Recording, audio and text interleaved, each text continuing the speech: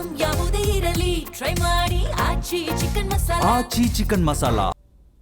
ಜೂನ್ನಲ್ಲೇ ಚುನಾವಣೆ ನಡೆಸೋದಕ್ಕೆ ಚುನಾವಣಾ ಆಯೋಗ ಪಟ್ಟು ಹಿಡಿದಿರುವಂತದ್ದು.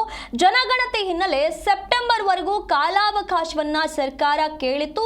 ಆದರೆ ಜೂನ್ನಲ್ಲೇ ಚುನಾವಣೆಗೆ ನಾವು ರೆಡಿ ಅಂತ ಹೇಳಿ ರಾಜ್ಯ ಸರ್ಕಾರ ಇನ್ನೊಂದು ಕಡೆ ರೆಡಿ ಇಲ್ಲ ಅನ್ನುವಂತ ಮಾತುಗಳು ಈಗ ಕೇಳಿ ಬರ್ತಾ ಇದೆ. ಈ ಬಗ್ಗೆ ಕೋರ್ಟ್ ಗಮನಕ್ಕೆ ರಾಜ್ಯ ಚುನಾವಣಾ ಆಯೋಗ ತಂದಿತ್ತು ಈ ಒಂದು ಚರ್ಚೆಯ ಬಗ್ಗೆ.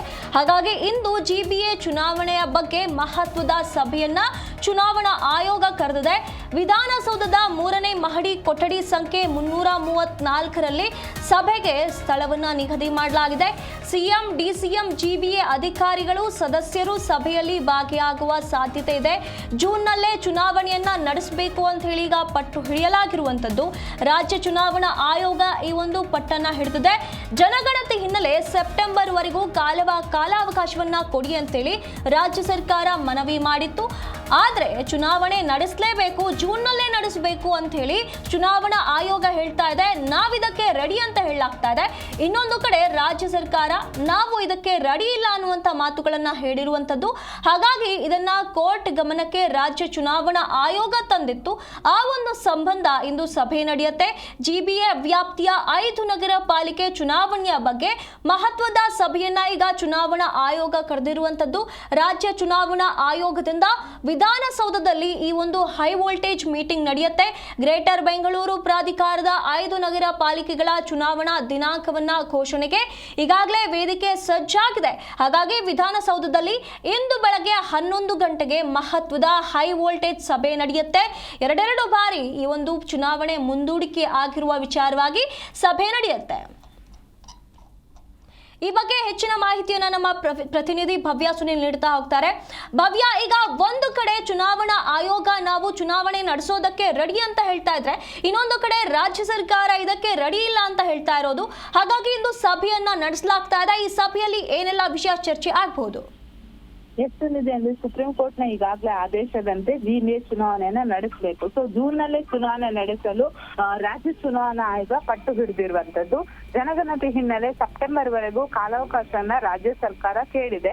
ಸೊ ಜೂನ್ ನಲ್ಲೇ ಚುನಾವಣೆ ನಡೆಸಬೇಕಂತ ರಾಜ್ಯ ಸರ್ಕಾರ ಮಾತ್ರ ರೆಡಿ ಇಲ್ಲ ಅಂತ ಈಗಾಗಲೇ ಕೋರ್ಟ್ ಗಮನಕ್ಕೆ ಕೂಡ ತಂದಿರುವಂತದ್ದು. ಇದು ಜಿಬಿಎ ವ್ಯಾಪ್ತಿ 5 ನಗರ ಪಾಲಿಕೆ ಬಗ್ಗೆ ಮಹತ್ವದ ಸಭೆಯನ್ನ ಕೂಡ ಇವತ್ತು ಆಯೋಗ ಕರೆದಿದೆ.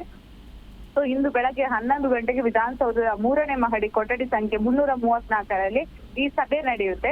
ಇದರಲ್ಲಿ ರಾಜ್ಯ ಚುನಾವಣಾ ಆಯೋಗದ ಅಧಿಕಾರಿಗಳಾಗಿರ್ಬೋದು, ಮುಖ್ಯಮಂತ್ರಿಗಳಾಗಿರ್ಬೋದು, ಬಹುತೇಕ ಮಂದಿ ಕೂಡ ಭಾಗಿಯಾಗುವ ಸಾಧ್ಯತೆ ಇದೆ. ಸೊ ನಿನ್ನೆ ಈ ಸಭೆ ನಡೆದಿತ್ತು. ಮುಖ್ಯಮಂತ್ರಿಗಳು ಬೇರೆ ಕಾರ್ಯಕ್ರಮದಲ್ಲಿ ಬ್ಯುಸಿ ಆದ ಹಿನ್ನೆಲೆಯಲ್ಲಿ ಇವತ್ತಿಗೆ ಸಭೆಯನ್ನ ನಿಗದಿ ಮಾಡಿರುವಂತದ್ದು. ಪ್ರಮುಖವಾಗಿ ಇದರಲ್ಲಿ ರಾಜ್ಯ ಚುನಾವಣಾ ಆಯೋಗದ ಅಧಿಕಾರಿಗಳು, ಜಿಬಿಎ ಮುಖ್ಯ ಆಯುಕ್ತರು, ಮುಖ್ಯಮಂತ್ರಿ ಸಿದ್ದರಾಮಯ್ಯ, ಉಪಮುಖ್ಯಮಂತ್ರಿ ಡಿಕೆ ಶಿವಕುಮಾರ್, ಹಾಗೇನೆ ಗ್ರೇಟರ್ ಬೆಂಗಳೂರು ಪ್ರಾಧಿಕಾರದ ಪದನಿಮಿತ್ತ ಅಧ್ಯಕ್ಷರು ಮತ್ತು ಸದಸ್ಯರು ಭಾಗಿಯಾಗ್ತಾರೆ. ಪ್ರಮುಖವಾಗಿ ಈ ಸಭೆ ಏನಕ್ಕೆ ನಡೆಸ್ತಾ ಇದ್ದಾರೆ ಅಂದರೆ, ಗ್ರೇಟರ್ ಬೆಂಗಳೂರು ಆಡಳಿತ ಅಧಿನಿಯಮ 2024ರ ಕಲಂ 34ರ ಪ್ರಕಾರ ರಾಜ್ಯ ಚುನಾವಣಾ ಆಯೋಗ ಗ್ರೇಟರ್ ಬೆಂಗಳೂರು ಪ್ರಾಧಿಕಾರದೊಂದಿಗೆ ಸಮಾಲೋಚಿಸಿ ಚುನಾವಣೆ ದಿನಾಂಕವನ್ನ ನಿಗದಿಪಡಿಸಬೇಕು. ಇದನ್ನ ಕಾನೂನು ಹೇಳುತ್ತೆ. ಸೊ ಹೀಗಾಗಿ ಜಿಬಿಎ ರಚನೆಯ ಬಳಿಕ 5 ಹೊಸ ನಗರ ಪಾಲಿಕೆಗಳಿಗೆ ಇದೇ ಜೂನ್ 30ರ ಒಳಗೆ ಜಿಬಿಎ ಚುನಾವಣೆ ನಡೆಸುವಂತೆ ಸುಪ್ರೀಂ ಕೋರ್ಟ್ ಆದೇಶವನ್ನ ಕೊಟ್ಟಿರುವಂತದ್ದು. ಸೊ ಈ ಕಾರಣಕ್ಕಾಗಿ ಜೂನ್ ಒಳಗಡೆ ಒಂದು ಚುನಾವಣೆ ನಡೆಸಬೇಕಂತ ಈ ಸಭೆಯಲ್ಲಿ ರಾಜ್ಯ ಚುನಾವಣಾ ಆಯೋಗದ ಅಧಿಕಾರಿಗಳು ಕೆಲವೊಂದು ಬೇಡಿಕೆಗಳನ್ನು ಮುಂದಿಡ್ತಾರೆ. ಆದ್ರೆ ಸದ್ಯ ರಾಜ್ಯ ಸರ್ಕಾರದಿಂದ ಕೆಲವೊಂದು ಮಾಹಿತಿಯ ಪ್ರಕಾರ ಚುನಾವಣಾ ವೇಳಾಪಟ್ಟಿ ಕುರಿತು ಅಂತಿಮ ಚರ್ಚೆ ನಡೀತಾ ಇದೆ. ಹಾಗೇನೆ ಮತದಾರರ ಪಟ್ಟಿ ಮತ್ತೆ ವಾರ್ಡ್ ಸಿದ್ಧತೆ ಪರಿಶೀಲನೆ ನಡೀತಾ ಇದೆ. ಹಾಗೇನೆ ಚುನಾವಣಾ ದಿನಾಂಕ ಘೋಷಣೆಗೆ ಇನ್ನೂ ಕೂಡ ಅಂದ್ರೆ ಹಸಿರು ನಿಶಾನೆ ತೋರಿಸೋದಕ್ಕೆ ಕೆಲವೊಂದು ಅಡೆತಡೆಗಳಿದೆ ಅನ್ನೋದು ಈಗಾಗಲೇ ರಾಜ್ಯ ಸರ್ಕಾರದ ವಿಚಾರ ಆಗಿರುವಂತದ್ದು. ಹಾಗೇನೆ ಈಗಾಗಲೇ ಜಾತಿ ಗಣತಿ ಏನು ಶುರುವಾಗಿದೆ, ಇದಕ್ಕೆ ಈಗಾಗಲೇ ಸಿಬ್ಬಂದಿಗಳನ್ನ ನೇಮಕ ಮಾಡಿದ್ದಾರೆ. ಸೊ ಒಂದು ವೇಳೆ ಚುನಾವಣೆ ನಡೆಸಿದ್ರೆ ಸಿಬ್ಬಂದಿಗಳ ಕೊರತೆ ಕೂಡ ಉಂಟಾಗುತ್ತೆ. ಸೊ ಈ ಕಾರಣಕ್ಕಾಗಿ ಸೆಪ್ಟೆಂಬರ್ನ ನಂತರ ಚುನಾವಣೆ ನಡೆಸಬೇಕಂತ ಸರ್ಕಾರದ ಇವತ್ತು ಅಧಿಕಾರಿಗಳು ಕೂಡ ಹೇಳುವ ಸಾಧ್ಯತೆ ಇದೆ. ಅದೇ ಎಲ್ಲೊಂದ್ ಕಡೆ ರಾಜ್ಯ ಚುನಾವಣಾ ಆಯೋಗ ಸುಪ್ರೀಂ ಕೋರ್ಟ್ ನ ಕೆಲವೊಂದು ಆದೇಶವನ್ನ ಪಾಲನೆ ಮಾಡ್ತಾ ಇದ್ರು. ರಾಜ್ಯ ಸರ್ಕಾರ ಯಾಕೆ ಹಿನ್ನಡೆ ಮಾಡ್ತಾ ಇದೆ ಅನ್ನೋದು ಕೂಡ ಇಲ್ಲಿ ಬಹಳಷ್ಟು ಕುತೂಹಲ ಇರುವಂತದ್ದು. ಅದಕ್ಕೆ ಬೇಕಾದಂತಹ ರೀಸನ್ ಅನ್ನ ಕೂಡ ಕೊಟ್ಟಿದ್ದಾರೆ. ಸೊ ಇವತ್ತು ನಡೆಯುವಂತಹ ಸಭೆ ಬಹಳಷ್ಟು ಪ್ರಾಮುಖ್ಯತೆ ಇರುವಂತದ್ದು. ಯಾಕಂದ್ರೆ ಬೆಂಗಳೂರು ಅಂದ್ರೆ ಈ ಹಿಂದೆ ಇದ್ದಂತಹ BBMP ಈಗ GBA ಆಗಿದೆ.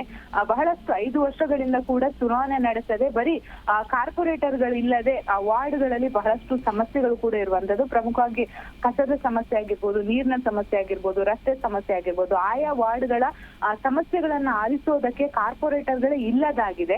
ಸೊ ಈ ಚುನಾವಣೆ ಅನ್ನೋದು ಬಹಳಷ್ಟು ಮುಖ್ಯ ಇರುವಂತದ್ದು. ಸೊ ಹೀಗಾಗಿ ಇವತ್ತು ನಡೆಯುವಂತಹ ಸಭೆಯಲ್ಲಿ ಯಾವ ರೀತಿಯಾದಂತಹ ನಿರ್ಧಾರ ತೆಗೆದುಕೊಳ್ತಾರೆ ಅಥವಾ ರಾಜ್ಯ ಚುನಾವಣಾ ಆಯೋಗ ಇದಕ್ಕೆ ಏನಾದ್ರೂ ಬೇರೆ ಮಾದರಿಗಳನ್ನ ಅನುಸರಿಸುತ್ತೆ. ಯಾಕಂದ್ರೆ ಸಿಬ್ಬಂದಿಗಳ ಕೊರತೆ ಅಂದ್ರೆ ಯಾವ ಮೂಲಕ ಸಿಬ್ಬಂದಿಗಳನ್ನ ಹಾಕಿ ಚುನಾವಣೆಯನ್ನ ನಡೆಸಬಹುದು ಅನ್ನೋದನ್ನ ಕೂಡ ಇವತ್ತಿನ ಸಭೆಯಲ್ಲಿ ನಿರ್ಧಾರ ಆಗುತ್ತೆ. ಇದರಲ್ಲಿ ಮುಖ್ಯಮಂತ್ರಿ ಸಿದ್ದರಾಮಯ್ಯ ಅವರು ಕೂಡ ಈ ಸಭೆಯಲ್ಲಿ ಇರ್ತಾರೆ. ಸುನಿಧಿ, ಧನ್ಯವಾದಗಳು ಭವ್ಯ ನಿಮ್ಮೆಲ್ಲ ಮಾಹಿತಿಗಾಗಿ.